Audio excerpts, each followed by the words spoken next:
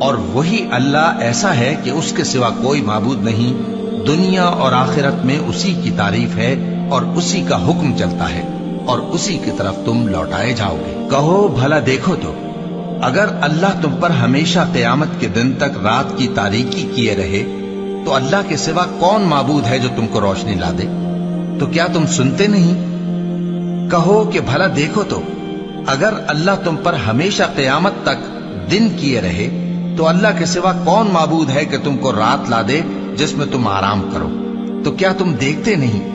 اور اس نے اپنی رحمت سے تمہارے لیے رات کو اور دن کو بنایا تاکہ تم اس میں آرام کرو اور اس میں اس کا فضل تلاش کرو اور تاکہ شکر کرو۔ اور جس دن وہ ان کو پکارے گا تو کہے گا کہ میرے وہ شریک جن کا تمہیں دعویٰ تھا کہاں ہیں؟